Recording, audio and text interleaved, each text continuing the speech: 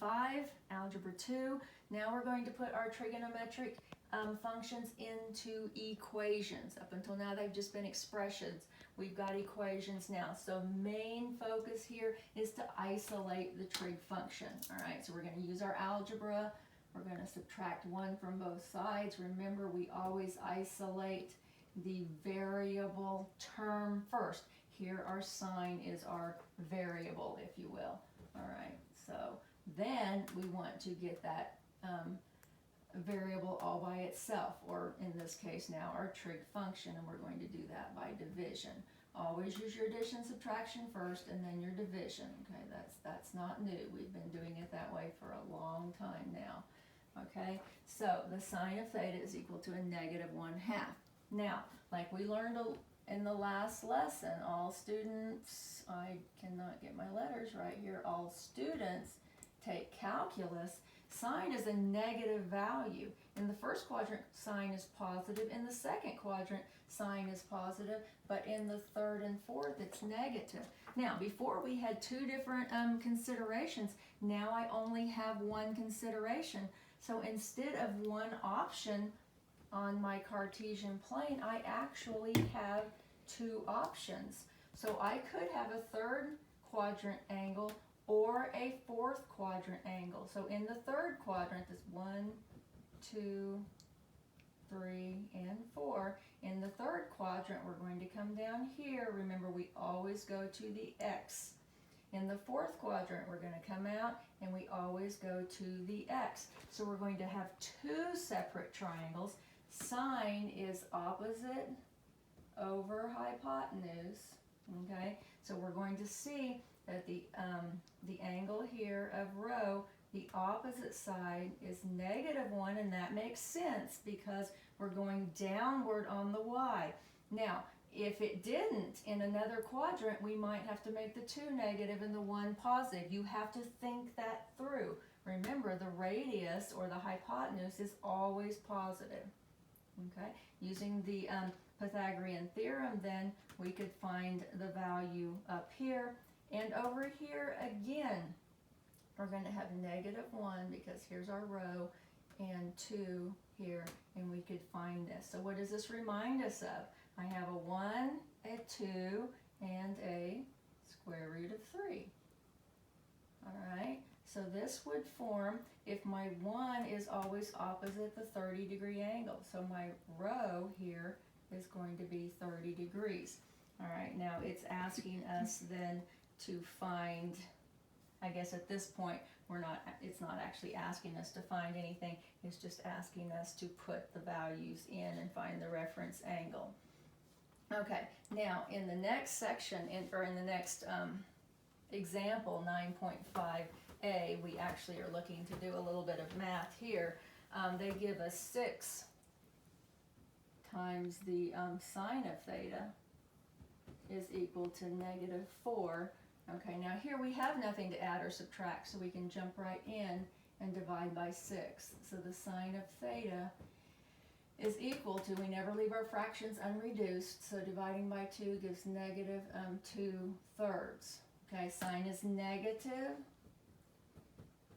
Again, we're in our third and fourth quadrant, so we've already seen how to do that.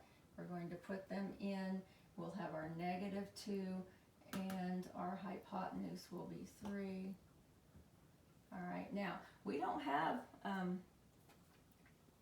a special triangle for this with a 2 and a 3, so we need a method to calculate what rho is. I can't just jump in and use my special triangle. So if you'll look there on page 433, we are going to use inverse functions.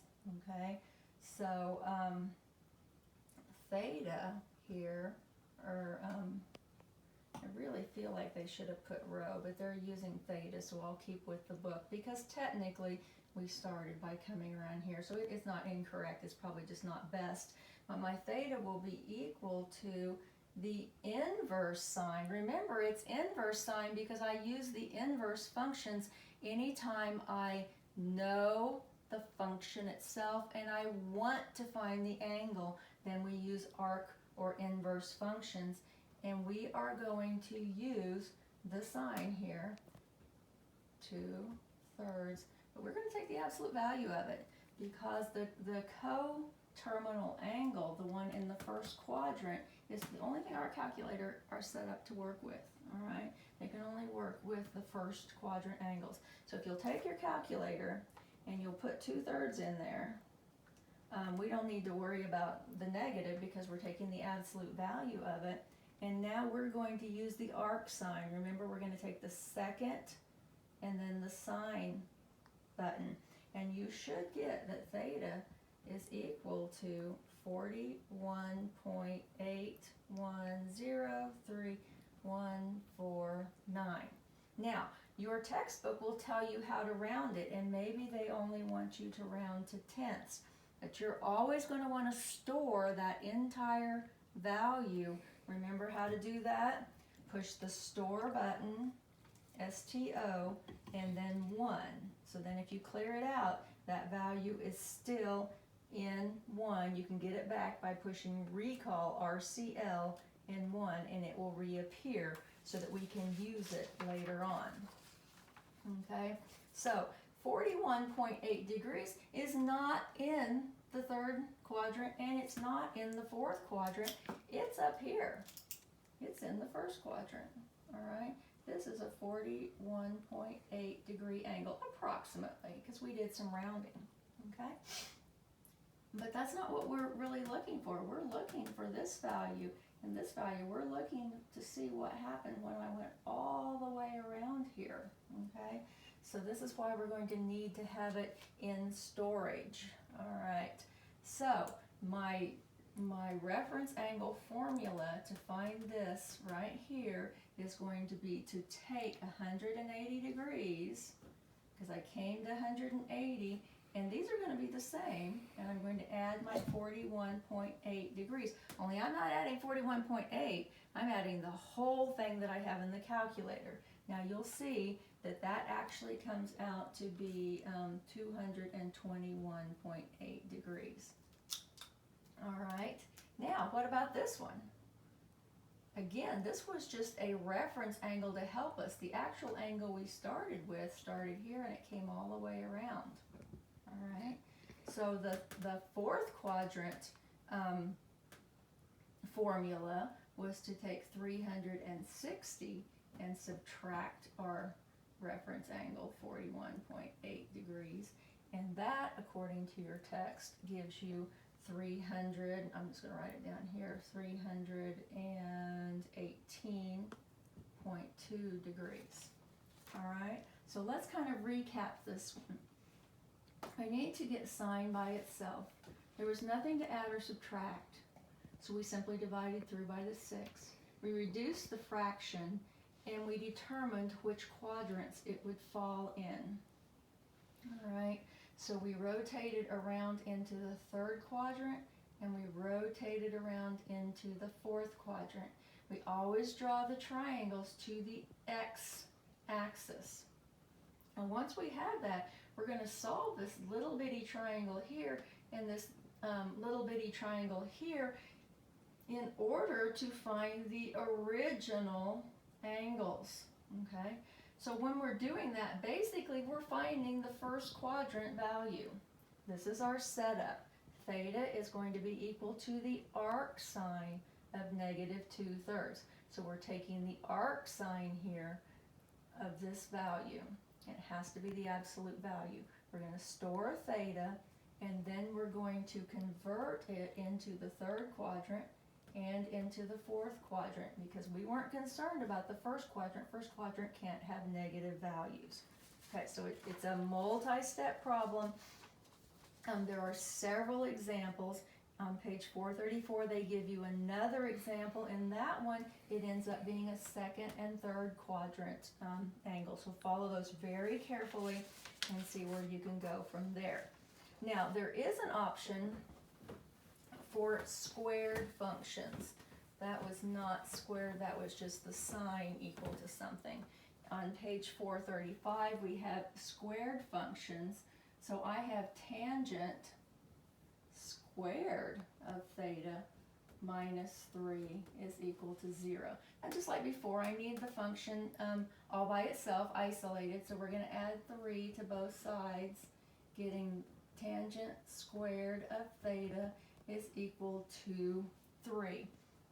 Now this is just kind of like x squared, and if I want to solve for x, I just take the square root of both sides. So we're going to take the square root, but when we take the square root of a constant, we have to remember our plus or minus.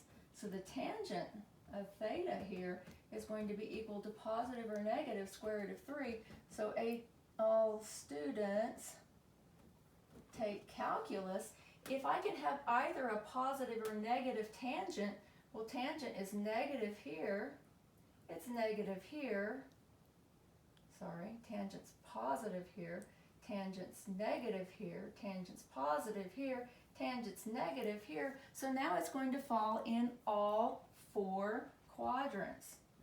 So we're going to have 4 different triangles when we have, almost every time we have a squared function. Okay, now since the tangent is equal to plus or minus the square root of 3, we can make a fraction, square root of 3 over 1, plus or minus. Here, remember tangent is opposite over adjacent, okay? So here, if this is my reference angle, the opposite will be here, so square root of 3 over the adjacent will be here 1, and it's positive because it's first quadrant. Over here, radius is still positive, but the adjacent side must be negative 1. Okay, and then we're going to have to fill in our square roots of 3. Now, I don't know why I should not have put it there.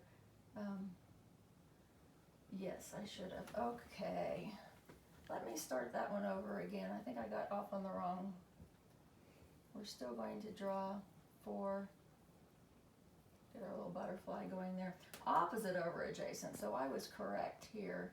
But over here, for some reason, I got off. So this is my opposite, and this is my adjacent. Here, in this particular case, my opposite will be a negative because we're going in a negative direction, as we will here. Okay. And then after that, it's going to be exactly like what we did before, and they show all the work for you on page 435. All right, and that is all you're going to be doing. Make sure that you get a value for as many triangles as you drew. In the first one, we drew 2 triangles. We ended up with 2 angle degrees. Here you're going to end up with 4 angle degree measures. So work very carefully. Don't forget all 4 of them. Study your examples, and good luck with that. We only have one more section this week. Thank you.